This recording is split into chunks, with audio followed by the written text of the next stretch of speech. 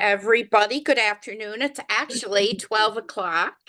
And from what I hear, it's a beautiful, gorgeous day in Buffalo, New York. So thank you all for joining us. I will be your host and your tour guide today. We're going to have a lot of fun, but we're really going to talk about something really pretty darn important, and sometimes we don't realize just how important and how critical it is until we're in a position of I don't know what to do or I don't know how to do.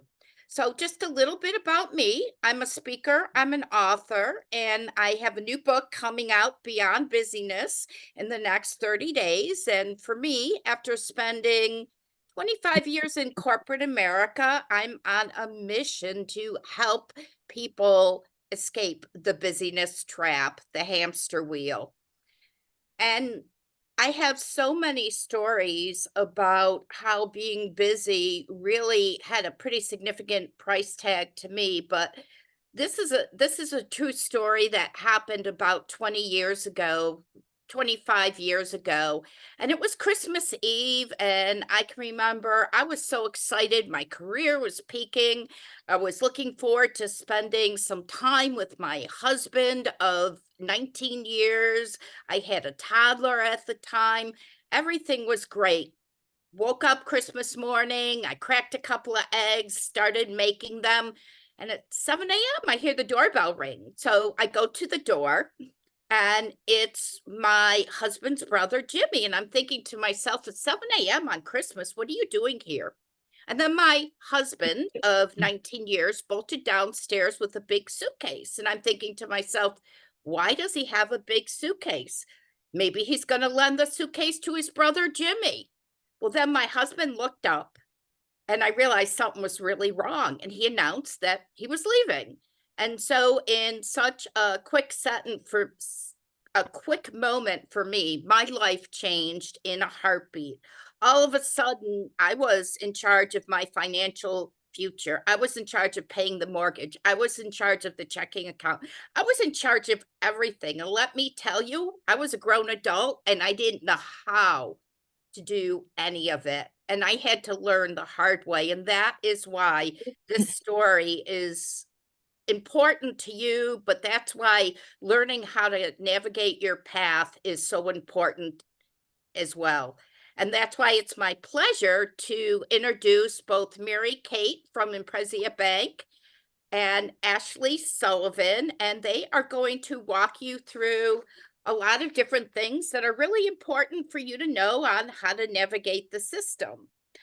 I have had the pleasure of meeting Mary Kate at a couple of events and talking to her virtually a number of times. And I don't think you could find anyone who is more passionate about women and empowering women and giving them the tools to step into her power. She has done some amazing things since the opening of Impressia Bank. And while I personally haven't spent a lot of time with Ashley. She's got a great last name, so I know for a fact she is a powerhouse and amazing.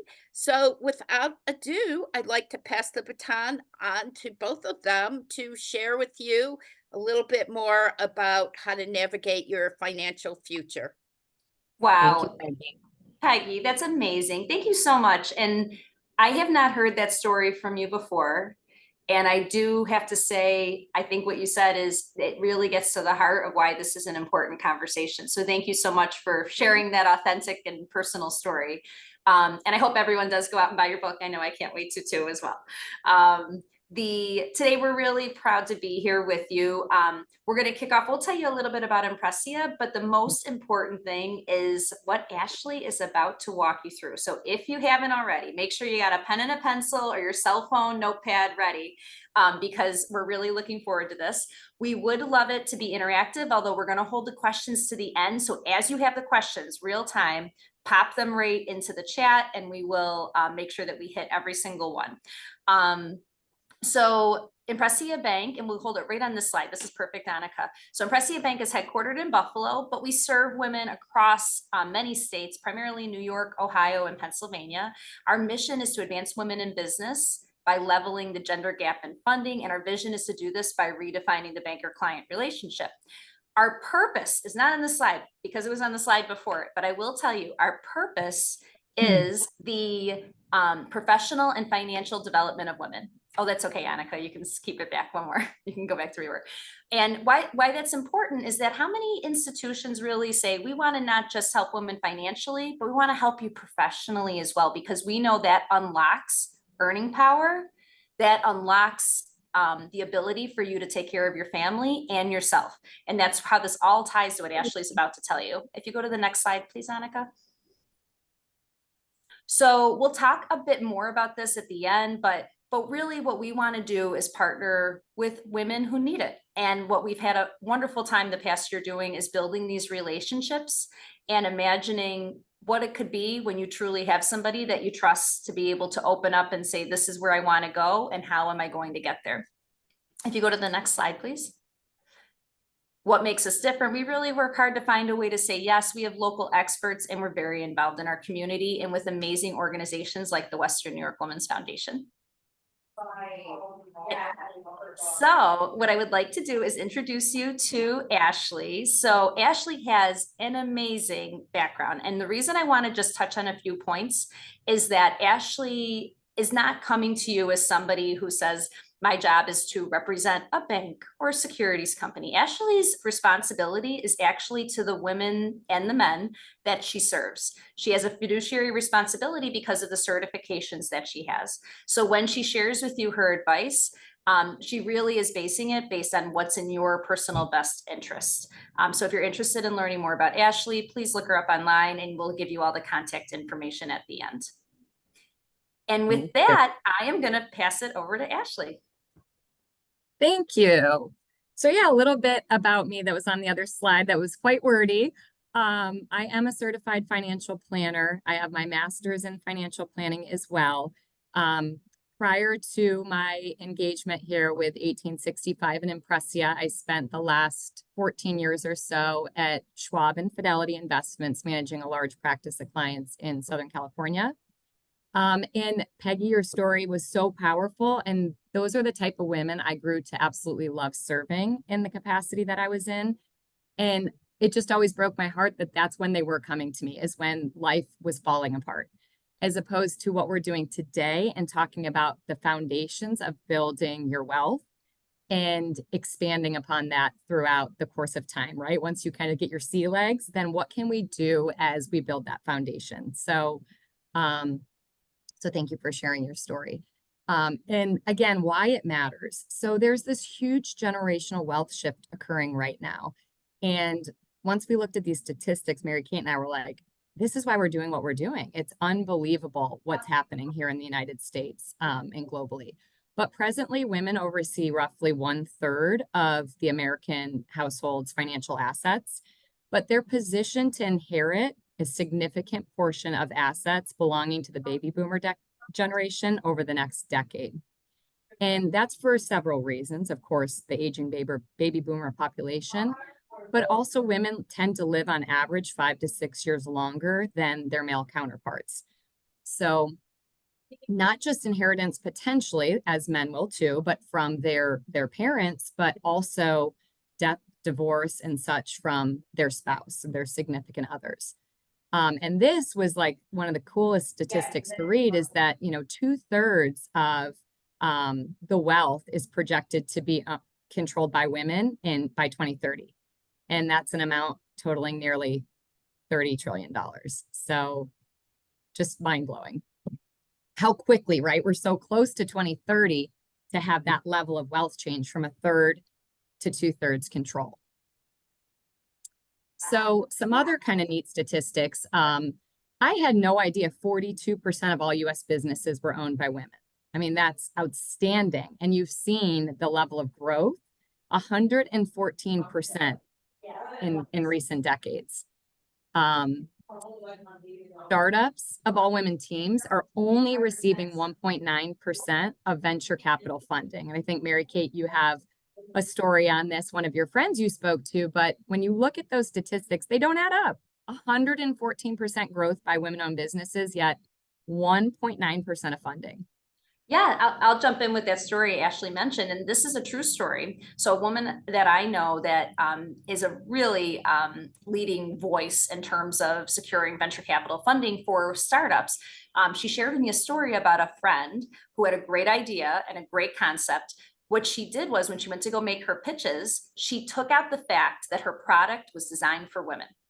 She got millions of dollars in allocated funds. Then she was very clear on this is what my target market is. And what happened was it really, I think, opened eyes to do people look at it differently when a product is designed for a woman versus a man. So something to think about there. I think there's a lot of progress that we should be able to make in this space. Yep, absolutely. If you could go back to the other slide, please. And then, so about half of all the startups in the United States are founded by women. So again, that's an amazing statistic. And a third of businesses worldwide are currently owned by women. And women are starting at approximately 849 new businesses every single day in the United States, and that number is increasing.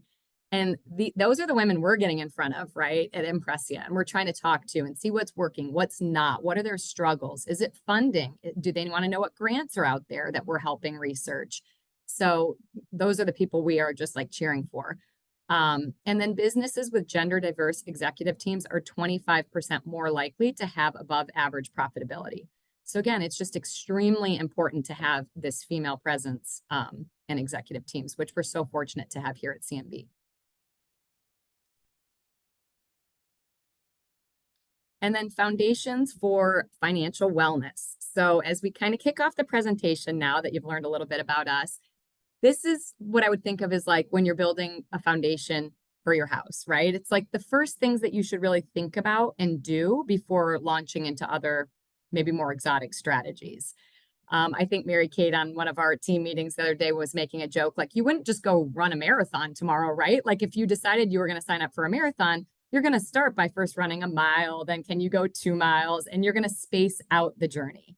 And that's really what financial wellness is. Like Peggy didn't wake up on Christmas morning and say, I'm going to figure this all out today, right? You had a toddler to still make magic. And over time, I'm sure it was bits and pieces of education you were learning and relying on professionals to kind of delve into. So one of the key things really, as life happens, is making sure that you create an emergency fund. And this is like 3 to 6 months of essential expenses. And this varies, of course, by individual. If you have a two-person household, you might say, hey, I really only need 3 months expenses. My husband was in the Navy for many, many years. We were pretty darn sure that, hey, he signed his life away for 4 years. He's going to have a job. So we could maybe err on the side of being more conservative. Some people that are in more highly cyclical jobs, maybe tech, they might want to have 6 to 12 months. But really the idea is getting a level that you're comfortable with of your essential expenses. So those are the expenses that are not going away. That's your mortgage, transportation costs, utilities, gas, groceries, just the basics, and having that set aside in an emergency fund. The good news is that for many, many years, you would get $0 on your emergency fund. But today we're fortunate that, you know, your savings account, your high yield checking account, you can actually earn some funds while your money just sits there in the event of an emergency. Paying down high interest debt. So again, it's, you know, a double-edged sword. You're trying to save money, hoping that emergency fund's growing for you at a clip of maybe 5% if you're lucky. And then meanwhile, you look and go, oh, darn, I have high interest credit cards at 18, 20% interest. So of course, trying to tackle both goals, but really making that a high priority to get rid of that debt because it will just snowball, of course, at that interest rate. Mary Kate, anything you would add about the emergency fund or how to maybe tackle some of that high interest debt? I would think that when it comes to the emergency fund, like you said, we're actually in a great time where there's very competitive rates available. We've had some clients recently that just by saying, how can I do better? One client said, right off the bat, I made $1,200 more last year in my pocket by not doing anything. So that's really, really important. I'll tell you the Impressia rates, but I will also say to you, if you have a current bank, make sure you're asking that question and saying, am I getting the best for the money I have? We have an Impressia personal checking account that earns 4% on the first dollar. There's also a personal savings account that earns 3.5%. Business checking is at 2%, and that's also for nonprofits, and savings 2% on any dollar up to 10,000. So if you take a look at that, I think that there's a lot of opportunity to make your money work for you. In regard to paying down high interest debt, something very practical is to talk to a banker. And again, we could talk to you, or you can talk to the bank that you have right now, but tell them what you have and what you want to pay off and consolidate. You might be able to get in a fixed interest rate loan that allows you to pay it down, often without any prepayment penalty, but it'll help you get out of it faster. Mm-hmm. Absolutely. And then if your employer offers a 401k match, make sure to try to take advantage of that because it is free money. Here at Impressia, we're lucky we have a 5% match. So we try our hardest, especially new individuals onboarding to the company, to say, if you can, just go in there and try to do at least the 5% to get that free money or the free 5% from your employer. I love like easy ways to remember things. And I always have clients asking me about budgeting and spending and what money should be going where, because it is confusing. And Fidelity has this really easy trick. They call it the 50-15-5 rule. And it's a tip for kind of figuring out how much should go towards saving and spending. So to me, this is like really good rule of thumb. And then of course, everyone's going to be a little bit different, but 50% of your pay should go towards those essential expenses we discussed. So that's your housing, food, childcare, debt payments, utilities, groceries, that kind of stuff. 15% is the amount of pre-tax pay that should be saved towards retirement. So again, in that example, that seems like a big chunk of your paycheck going out. But if you're fortunate enough that your employer offers a match, your 5% plus their 5%, we're at 10 already. And it's something you can gradually work up to try to get to 15% of your pay going towards that future dated goal of retirement. And 5% can go towards short-term savings. So this bucket might be best to automate. It's easy so that you don't have to think about it month to month, but it's just kind of moving this over to a shorter term bucket. That could be for a house, a new car, childcare, education, a new roof. I mean, you name it, but it's there. If you continue to save that 5% out of your paycheck, then you're not really having to tap your emergency fund when a different shorter or nearer term goal pops up. And we all know like life happens, right? So it's just kind of helping automate, get that over out of checking to savings, and it's just there for when you need it.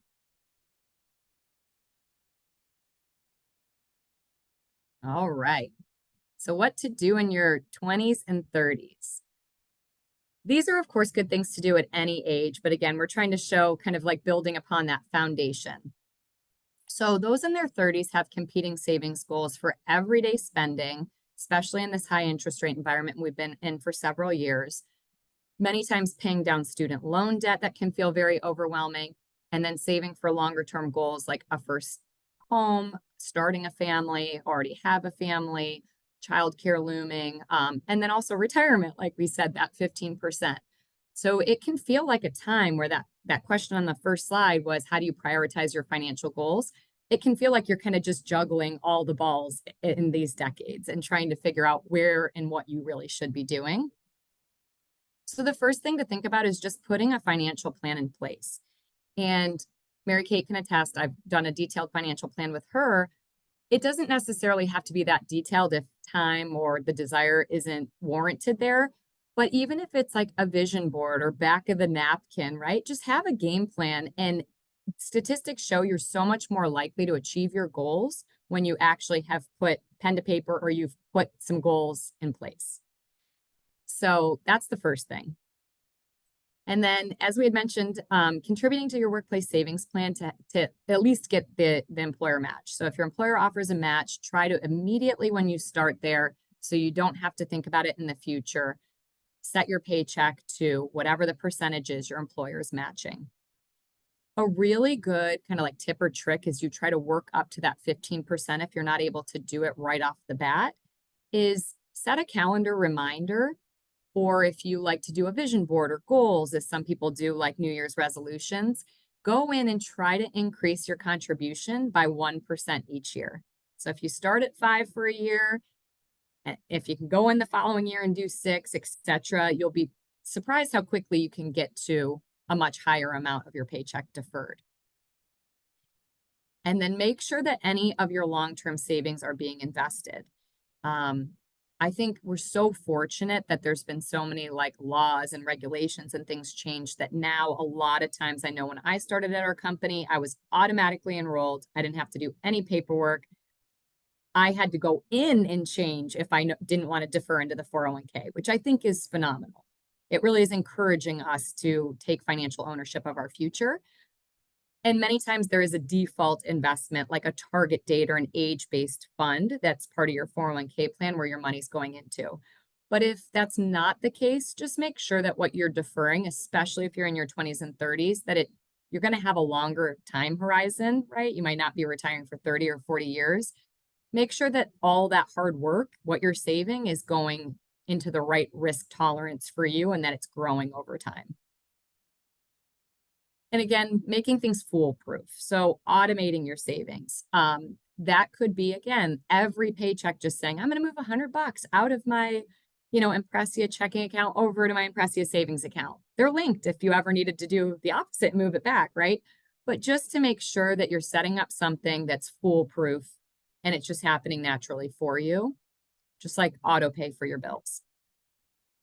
Consolidate old workplace plans. So, we're not in the day and age any longer where many people stay at companies for 40 years. Many times by their people's 30s, they've had multiple employers and they could have lots of old 401k plans. And it's not uncommon with clients I've sat with where they're like, I don't even remember where that plan was.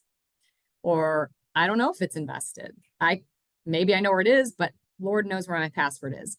So it might make sense. Work with a professional or someone you trust, like myself, or again, like Mary Kate said, if you have somebody you work with, to just take a look. Does it make sense to keep those plans as they are? Does it make sense to move it into your current 401k plan? Does it make sense to move it to an IRA? You have lots of options, but just get your arms around all that money that you've worked hard to save. I just talked to a brand new employee the other day here at CNB, our parent company.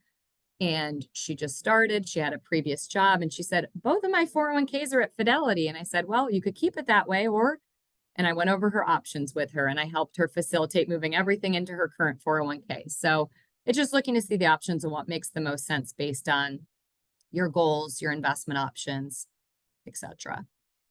And then consider a Roth IRA. So, their Roths are very hot button topics these days. A Roth is after-tax money. It's growing tax-free for you into the future, especially when time is on your side and you tend to be a more growth-oriented investor. It can make a lot of sense to have a bucket of Roth money, which I love them so much. Mary Kate knows this. We've dedicated a whole other slide to it, which we'll jump into. But also don't sleep on an HSA. If you're offered an HSA plan and you do elect a high deductible savings plan when you're maybe younger or healthier, a health savings account can make a lot of sense as well. A saving milestone by age 30.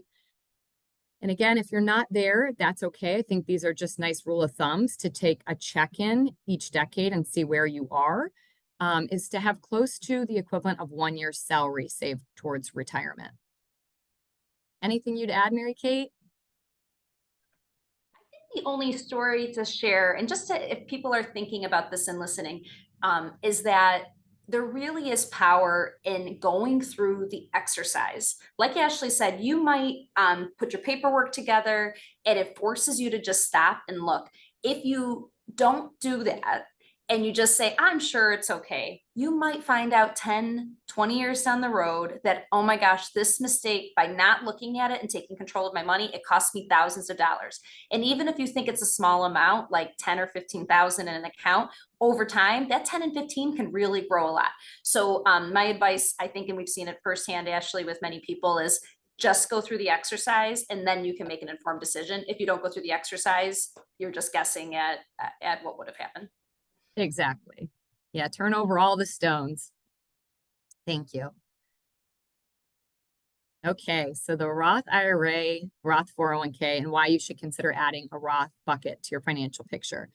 So as I had mentioned, Roth contributions, they grow tax-free. traditional contributions grow tax deferred. So just a quick example of how that works is if right now, let's just use a 401k. I think a lot of people are familiar with having a 401k plan. If you have a Roth 401k, you're putting that money in today. You're not getting any write-off on your taxes or no immediate tax benefit, but the money is growing over the years until you pull it out and it grows tax-free. So if you put $10,000 in today, let's say again, you forgot about it, lost your password, whatever, and you pull this up in retirement and you're like, oh my gosh, my 10,000 grew to $100,000. That's amazing. That's the power of the market. That $100,000 comes out tax-free as long as you use it in a qualified manner. Just meaning you're over 59 and a half and the money has been in there that many years. So that's really powerful. That $90,000 a gain, you don't have to worry about taxes. And you also don't have to worry about what the prevailing tax rates are at that point in time. Traditional contributions, they grow tax deferred. So the same example, if you put $10,000 in, you're going to get a write-off against your income in this tax year for $10,000, which feels amazing, right? Immediate gratification. And in the future, when you go to retire, not saying that you have to pull the whole 100,000 out right away, but when you do go to pull that money out, you're taxed on whatever you take out at the prevailing tax rates. So I like to think of a Roth bucket is a way that you are using a tax diversification strategy. You're hedging against what tax rates could be in the future.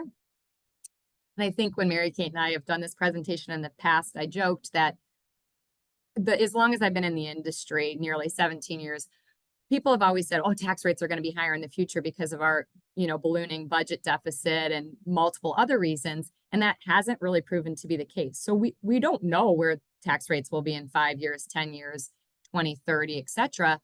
But wouldn't it be nice to know that, hey, I carved out this small portion and that I don't care what tax rates are. So that's how I look at it. And another neat thing is that required minimum distributions, this is where the government sets forth in your 70s, depending on your date of birth, the age at which you have to start drawing down any of those deferred accounts. So any of those traditional monies, whether it was a 401k, an IRA, a 403b, anything where the tax was deferred, the government sets forth saying, hey, you got to start to pull a small amount out year over year. Roth IRAs and other designated Roth accounts do not have those same required minimum distributions. So what Mary Kate and I have talked about is when you think about your goals, everyone's are different. And maybe that doesn't bother you to have to take that small amount out each year because you're living off of it. But let's say you're fortunate that you have a pension or Social Security, or you really don't need these assets in retirement and you want to leave them as a legacy. You're never forced to take money out of these types of accounts. So that's a huge win. The one kind of drawback is that the government has set forth income limitations for being able to contribute to a Roth IRA. So they change year by year with inflation. This is something, again, work with a professional. You can Google them or, work with a planner. I'm happy to help. But if you fall under the income limits, you can contribute directly to the Roth IRA. If you're above them, then you cannot. But there are no income limits for a 401k Roth. So Mary Kate might remember, but we were talking about this and she's like, I had no idea. And I think that's the case. Many people just think Roth income limits, I can't do it. So again, if you have access to a Roth 401k, if this sounds appealing and you say, hey, I'm going to even put 3% into Roth and I'm going to do 5% into traditional still, you're starting to slowly build up that tax-free bucket. Another neat thing that I don't like to tell people because you want them to keep this in there till retirement, but you can withdraw your Roth IRA contributions without taxes and penalty before 59 and a half. The earnings can be subject to taxes and penalties if certain conditions are not met. But that's also neat, right? If we're talking about people in their 20s and 30s, you're starting to put money away. And let's say you have a major emergency or you decide to buy a house, you can take your contributions out of that account without paying taxes or penalties. So next slide, please. And then health savings accounts. Again, these are really powerful accounts. We thought they warranted their own slide as well. They are tax advantaged accounts that are set up to help pay medical expenses like your vision, This could be contacts, eyeglasses, just other things that typically insurance don't fully cover. Dental, this could be Advil, lots of over-the-counter stuff, co-pays. So these are great accounts that, again, you set up in conjunction with a high deductible healthcare plan, allowing you to make free tax contributions to pay for qualified medical expenses tax-free. So think about the Roth. You're getting no tax benefit, but in the future, you take it out and it's tax-free. These accounts, you get the tax benefit, and if you use it for medical, it's tax-free. So these are considered triple tax advantaged accounts because you get the tax deduction on the front end. The money's tax deferred all the time you keep it in there until you use it. And then it's tax-free if used for a qualified expense. So these are super powerful and relatively like newish to the market. And these allow you to make contributions pre-tax, avoiding not only federal income tax, but FICA, state, Medicare, and Social Security. So a huge win there. And another neat statistics we found when we were building this presentation out is that nearly 80% of employers now offer some type of contribution into the HSA account. So for this year, just for an example, the family's contribution limit is $8,300. Your employer might put $1,000 or $2,000 of that limit in. You don't have to put, again, the full $8,300 in, but that's a huge win. I mean, it could be, 20, 30% of your contribution amount they're putting into that account for you. Another example of like free money and a kind of a fringe benefit from your employer. You can invest the money in your HSA. So just like we were speaking about how important it is to make sure your money is invested in the 401k, in an HSA, once you get above a certain dollar amount, you can go in there and pick investments and grow those funds into your future as well. Another really cool thing is the account is yours when you leave your employer. So in a previous life, I had an FSA and it was a dependent care, use it or lose it. Right? Like if by March or whatever the deadline was, you didn't use it, it was gone. Your HSA, you can roll year to year. You could save it for many years into the future. If you leave your company where your HSA was, it's portable. You take it with you. And that money is always yours towards your healthcare expenses. Not subject to those required minimum distribution rules. So as we discussed, when you're in your 70s, anything that's pre-tax, which remember this account's growing pre-tax, are subject to those rules. So again, a huge win. You could defer this till you're 80. And then at age 65, another kind of fun fact about the HSA account is there is no penalty to use the funds for a non-qualified medical expense. You just pay income tax as you would on a withdrawal from your IRA or 401k. So if Mary Kate and I are 65 and we decide we're taking a cruise around the world and that's what we want to do, we can do it. We're just paying taxes. Why I love HSAs, especially for individuals in their 20s, 30s, and beyond, is this is a nice account that helps save in addition to your emergency savings account, but for medical issues, right? So if you ended up having a major injury or accident that was unexpected, you could use this account while sparing your emergency fund. Again, helpful in paying those like little everyday expenses that we even have in our 20s and 30s, like LASIK, routine eye exams, dental cleanings, over-the-counter drugs. There's a whole list of things that you can use this account for. Money in your HSA can be used also to help with healthcare expenses during job changes or loss. So, again, in the event that something unexpected happens and you're in between jobs, searching for a job, you certainly don't want to not have medical coverage. And we all know how expensive it is to do COBRA or whatever. You can use these funds to help bridge that gap until you're back gainfully employed. Again, employers help fund the account, free money. So definitely want to take advantage of that. I think one of the things I see very often with our clients is the concern of rising healthcare costs. And this is a little bit of a dated figure, but Fidelity Retiree Healthcare Cost estimates that an average retired couple could spend $315,000 in after-tax money in healthcare expenses in retirement. So the reason, again, the HSA is powerful in your 20s and 30s is you could be saving all of this money towards healthcare, But if you don't have huge health care needs in your 20s and 30s, that money can continue to grow. And just as Mary Kate mentioned, compound to be a very substantial number to help if that figure ends up ringing true of $315,000 in retirement. Anything to add, Mary Kate? We'll jump to our 40s. No, let's go into our 40s. All right. So moving along to the next decade here. So typically those in their 40s have balancing multiple financial priorities, such as investing for retirement, again, trying to edge up to that 15% of pre-tax pay getting set aside, potentially funding children's college savings, paying down or off a mortgage. A lot of people get really antsy to have a mortgage in retirement and say, I got to start chipping away at this. And I worked with a lot of doctors in Southern California. I had like a whole practice of doctors I worked with, and it was not unusual for them to come to me in their 40s, still having a lot of student loan debt, trying to figure out, paying down their mortgage before retirement. They have a kid or two at this point, still saving for retirement. So it's not unusual to still have debt in your 40s.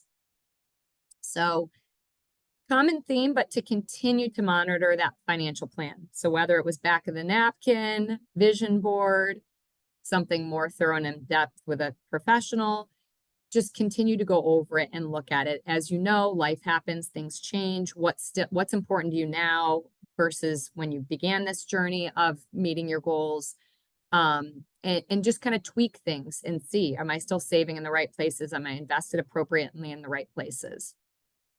Trying to maximize your workplace savings plan. Many times 40 is like the peak earning years for individuals. So if at this point you've saved a lot towards retirement, but feel like you could keep pushing it a little bit more, you might be able to just try to completely maximize your 401k plan throughout the years as you get closer to retirement. And then looking into tax advantage strategies, again, if the 40s are peak income earning years, I think sitting with a planner or someone to say, okay, are there some options to kind of minimize the current income taxes you're paying? Does it make sense to do that? A good example is, does it make sense to do all Roth or some traditional monies into your 401k, just looking at what your earning years have been previously and what you think they'll be in the future? Again, consolidating accounts from previous employers. So as you imagine, a whole decade goes by, you probably have a lot more employers than you did at 30, and just making sure that you can grasp the bigger financial picture. You don't want your accounts where they're overlapping, like you own all the S&P 500 from when you were 22 in this account, and like you're still doing the same in this account, and you have no real international exposure or medium-sized companies or etc. So I think really that doesn't necessarily mean, hey, get everything into one bucket. It could. I think that's really the benefit of talking through your options, but making sure that whatever you're doing, whether it's that financial plan or back of the napkin, you know where everything is and it's all working together rather than not. And leveraging professionals. So Mary Kate's husband's an attorney. We've talked about this, but it's many times I could have individuals at any age that are really, really good with investing, and they feel like they have a great grasp on it, and they're not looking to turn over the investment management decisions to their planner, but they might just not know that they're doing everything that they could or should be doing. And I think a prime example is estate planning, and like who should have a will or a power of attorney or just an estate plan, period. And I think anyone at any age should, right? Accidents, things happen. But that's one thing that, we commonly see is that you might have your taxes in order, your finances in order, but you don't have an estate plan or a will that says, what is the disposition of your assets? If you have children, what happens with your children if something happened to you when they were minors? And then savings milestone by age 40 is aiming to have 3 times your pre-tax salary saved for retirement. So again, just a nice rule of thumb to think of. Anything you'd add there, Mary Kate? You know what? You made me think of one thing that might be helpful for people listening is there are so many choices that women can make, and men, of course, but women can make. But regarding if they, for example, are in the city of Buffalo and there's a Say Yes to Buffalo program, that might be something to talk to a planner about and say, well, maybe if I believe my children are going to benefit from this, I can focus more on moving my money in different ways. And I think that having those conversations with somebody like you is really helpful because, like you said, it's almost like you need to talk it out loud, say, where do I think right now is most important, and then follow that plan. And you can always change it again a few years down the road, but at least you have a plan. So I'm really glad you said that because I think just talking it through with somebody is incredibly helpful because you don't know what you don't know. Yeah, absolutely. And I read the Western New York Women's Foundation white paper, and I was just blown away at the cost of childcare versus housing, and it's double. And I'm like, how do people do that? And we wonder why the birth rate's down. But and then you have multiple children, and then you're trying to pay for them through childcare when they're young, and then trying to save for college.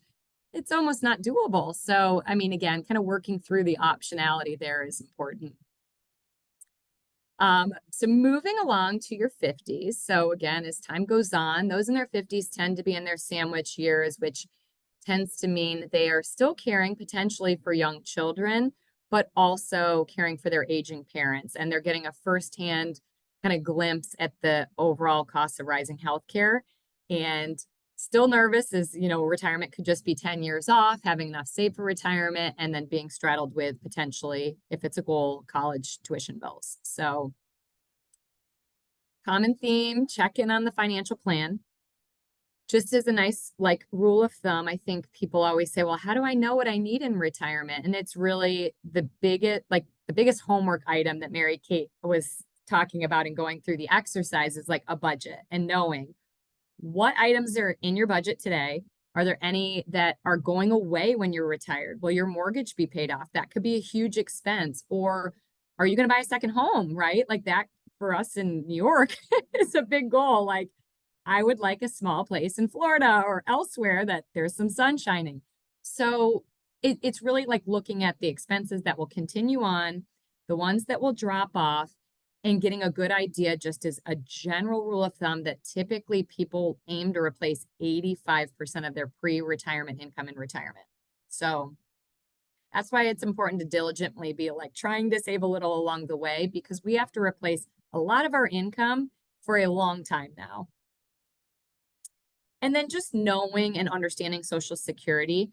Typically, your retirement benefits can start at age 62, your full retirement age, or 70. And you can start at 63. You can start anywhere in between. But when you log into Social Security or SSA.gov or get your statement in the mail, they tend to show you age 62, which is the youngest you can start at, your full retirement age, which depends on your date of birth, and then age 70.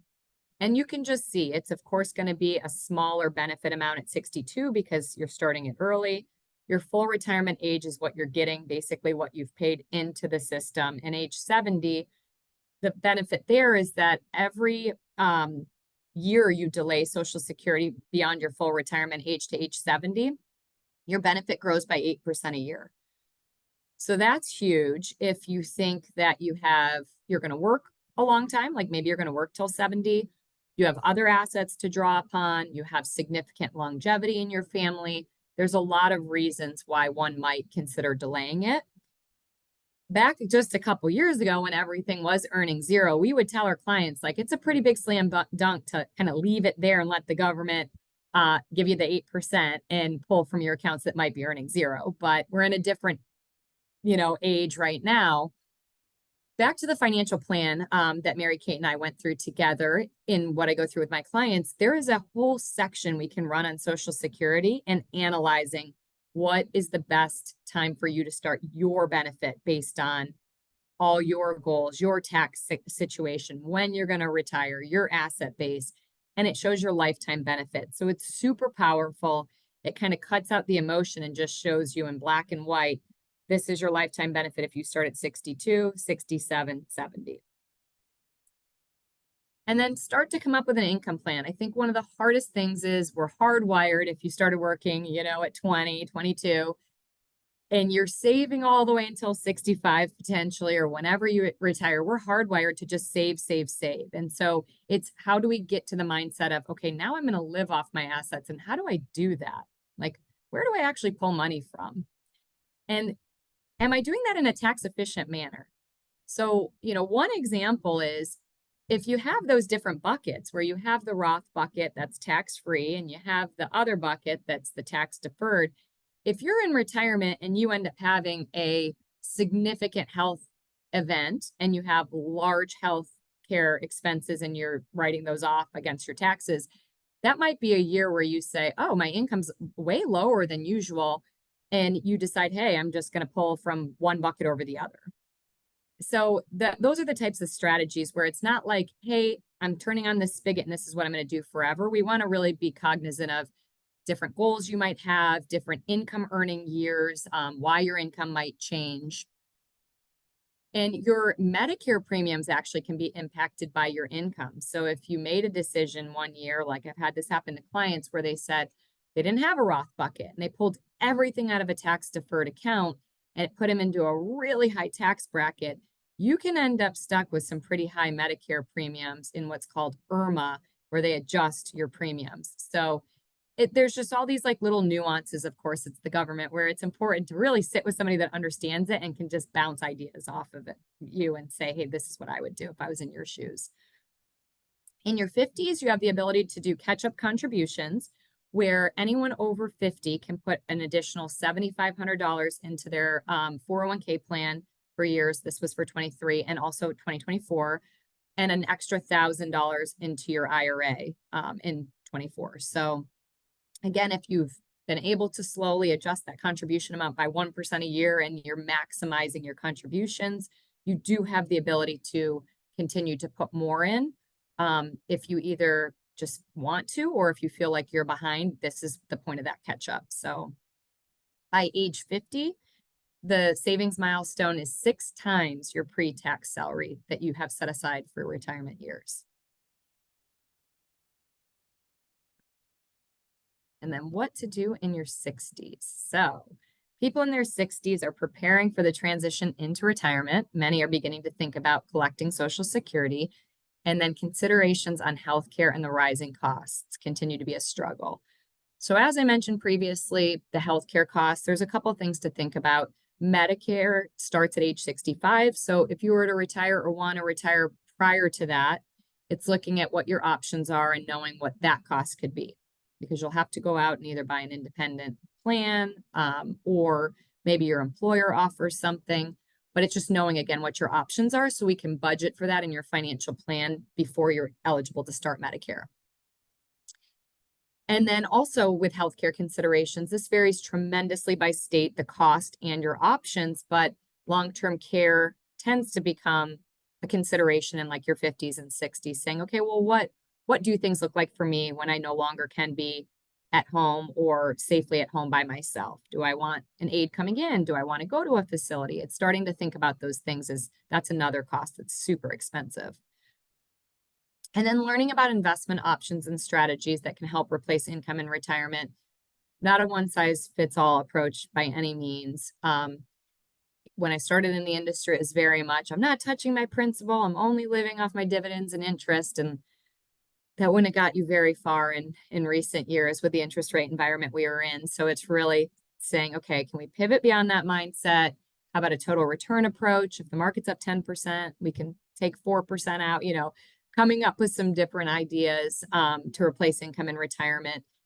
Annuities for some folks that are very conservative or just want an extra guaranteed stream of income. So just learning about what's out there and what might make sense for you. And rebalancing your portfolio if the situation dictates such. So this is important throughout all the decades, but especially when you're approaching retirement, if you've gone through that detailed financial plan and you know how much you're going to be pulling out of your investments, if it's going to be a lot or a decent amount, you don't want to be 100% in stock still like you might have been at age 40 or 45. I had a lot of clients through the 2007, 2008, 2009, where unfortunately they were so aggressive. The market was going up like crazy. People didn't want to rebalance despite professionals telling them they should. And a lot of people went from having $1 million ready to retire, felt great, to like 600,000, what felt like overnight.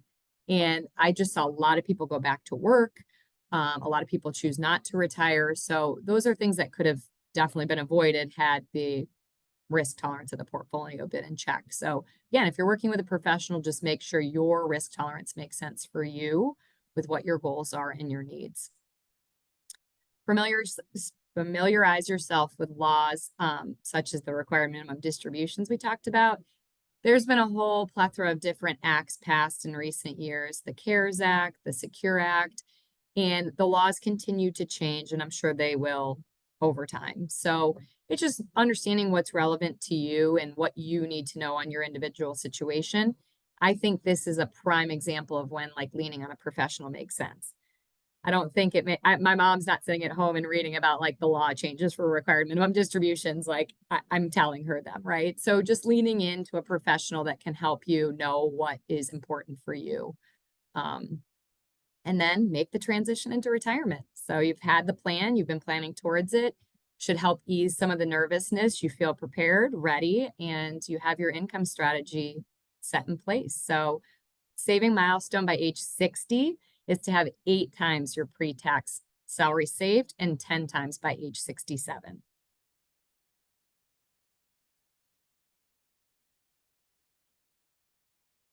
Anything you'd add, Mary Kate? I just think, isn't like, what do they say? Like 60 is the old 40. So I think that life is probably just beginning at 60 for many women. You know, there's many chapters to left to right, but that's why it's so important to have a plan. And if you start young, or even if you say, you know, I'm 47, if I said I'm starting today, I didn't have a plan, that's 13 years until I'm 60. So I have lots of time to go to make that money back. Exactly. We did have a question that popped into the chat, Ashley. I'll read it out loud for you. Okay. It says, my company matches 401k up to 3.5%. What percentage do you think I should put in? Well, definitely the 3.5%. But again, it depends on, and I'm always happy to connect with anyone. Here's my email and phone. Please feel free to reach out so we can go over your individual situation, but just answering it more generally, definitely enough to get the match. But if you can do 10%, that's probably better, or even more to get to that 15, because really the thing I didn't go into detail on the slides is that the 15% is really for people even starting in their 20s. So the longer we go with not putting in that amount, the more it becomes where by the time you're 50, if you had undersaved all these years, you really should be putting like 25% of your pay in. So the most you can do now to try to get to that 15% is the best. But I say contact me directly to talk about your individual situation, because I don't know what other goals you have. There could be things in the near term that's preventing you from wanting to save that much. You could have some high interest debt that would make more sense to pay off. You might not have an emergency fund set up. So again, I'm happy to just discuss your individual situation as a one-off, but 10% would be my vote, if not more. Excellent. Thank you. And Ashley, if you'd like to close this out and tell people how to get in touch with you and any closing words of wisdom. That was our only question, huh? I think last time we only had one question. As Mary Kate said, it's never too late to start. I mean, obviously it's super uncommon that at like age 22, I meet somebody that's got it all together and all these different accounts. And the same with age 30 and 40, life happens. We're all busy spinning plates in the air. So it's never too late to start. Just reach out via email, phone. Let's just have a conversation. It's complimentary to talk to us. And just as I tell everyone, the only investment is your time. We carve out an hour. I get to know you, more about you. I'll tell you more depth about me. But then you're going to take something away from it. I'm going to give you some tidbits and things that I would suggest that you do. So it's just a matter of carving out a little bit of time. That's it. No financial commitment. Well, thank you so much, Ashley and Mary Kate. What a wonderful wealth of information and a fun way to spend a Wednesday afternoon. So I'm going to do one more call out and see if anybody else has some questions. Okay, no questions. So I just want to remind you that our next meeting is on June 26th, and it's a great topic. It's about leadership, something we all want to get better at. And if anyone has any questions, please feel free to reach out to Mary Kate or anybody at the Federation or Ashley. If you need any help, remember women empower women. So it's our job to support each other, help each other, and make sure that we're set up for success. So I think if we've got nothing else, we can give everybody else about 4 minutes back in their life. Thank you, Peggy. Thank you, Peggy. You're Bye, quite everyone. welcome. Bye-bye. Thanks, Annika. Bye-bye.